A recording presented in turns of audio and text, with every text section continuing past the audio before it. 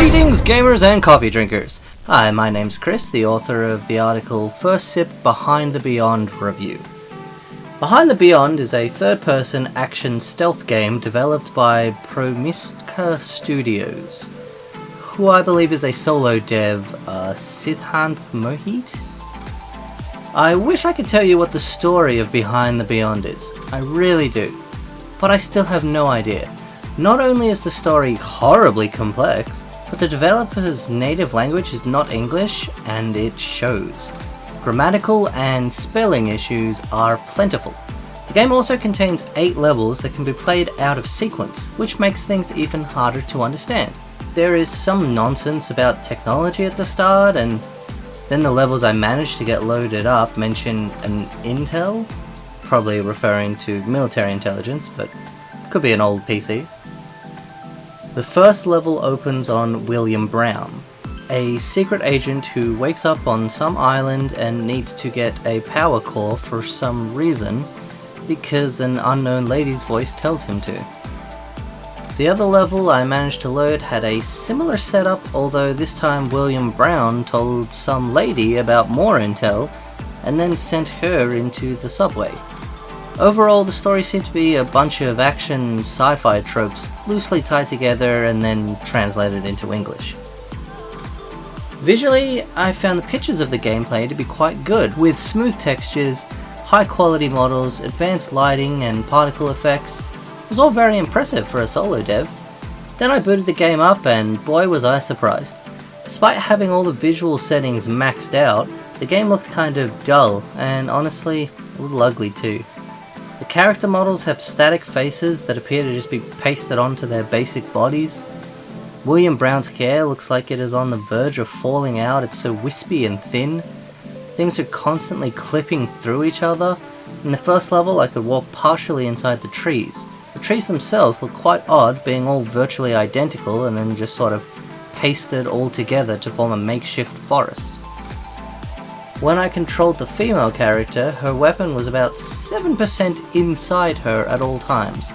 Either that or the holster was the same colour as her clothes and was made out of liquid so it would shift around as she moved.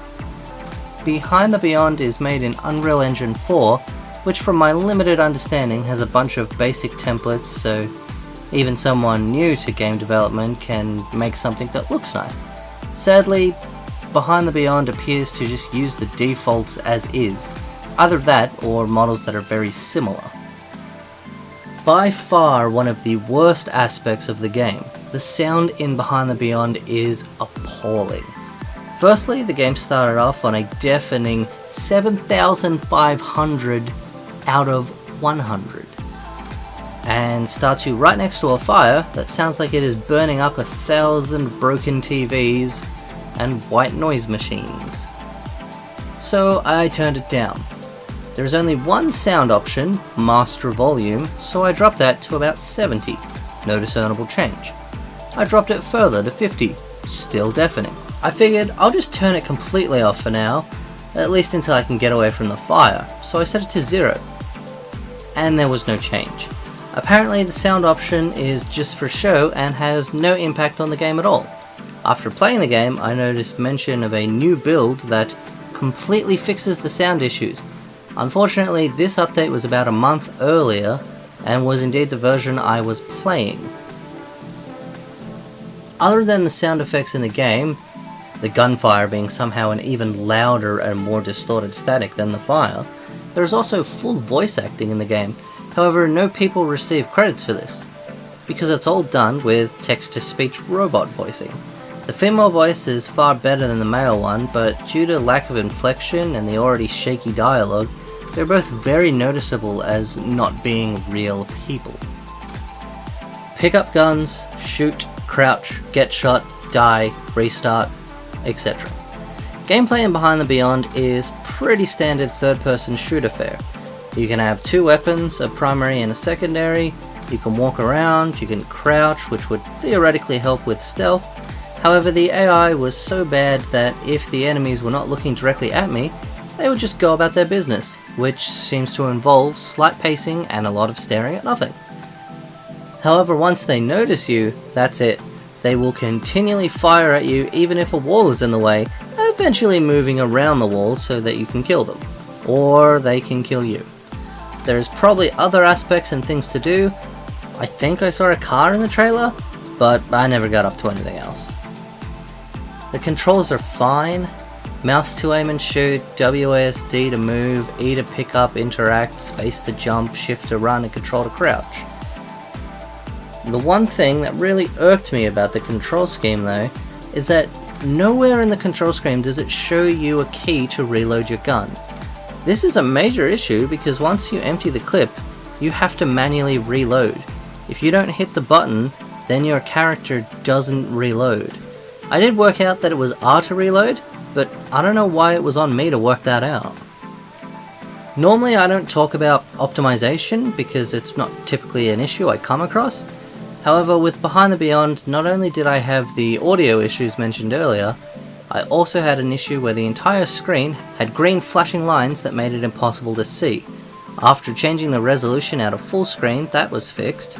However, most levels I tried to enter would just crash the game without warning. I would get to the loading screen and then be back on my desktop. Eventually, a message did pop up telling me that there was insufficient memory to load the textures. Now, my PC rig isn't top of the line, but it's a solid setup. For instance, I can run GTA 5 at max settings without issue. But for some reason, a series of stock hallways seems to be too much. I also found that when I tried to take a screenshot so I could document the look of the actual game, it would instead be a picture of the pause menu. After messing around for a while and using my recording software to grab the screenshots, I lost the ability to actually use the pause menu, then the sound completely dropped out, which may have been a blessing based on previous experience with the sound. I died after being ambushed and unable to equip the gun on my back, and the game once again crashed due to memory issues despite the reduced quality settings, and this caused my PC to have a weird issue where the taskbar was frozen, but I was still able to select things just an inch off of where they were.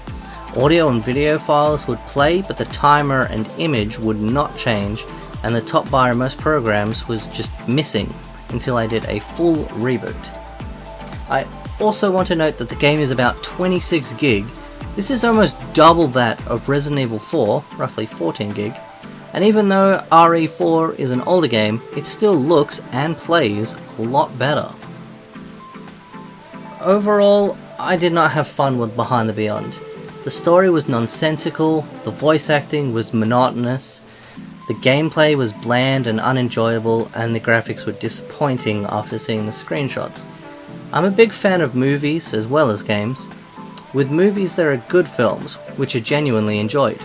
Spider-Man Homecoming, Shape of Water, etc. Then there are bad films that are enjoyed ironically, Spider-Man 3, The Room, etc. And in the middle, you have the bland films that are boring, forgettable, and not worth the time. This is where Behind the Beyond lives for me, sadly. Being not only an indie game, but also a solo dev, you could afford Behind the Beyond some leeway, but honestly, it's not up to the player to have to apply that sort of mentality to enjoy a game. There are plenty of small team and solo developed games out there that are amazing. I can applaud the effort, but some things just don't work. In coffee terms, Behind the Beyond is like an old pot of decaf at an out-of-the-way gas station. It has the ingredients to call itself coffee, but the proportions are wrong, it's been watered down too much, plus it's been sitting there for a while, so it's lost pretty much any flavour it had. But even if it was fresh, it's decaf, so you don't even get the caffeine kick. And because the gas station is so far out of the way, it's that extra level of fiddling around that just compounds the other issues. Plus, if you're in that area, there are far better blends to try. They might cost a little bit more, but you pay for quality. Thanks for listening, everybody. Be sure to click the links at the bottom if you want to hear more articles. Ciao for now.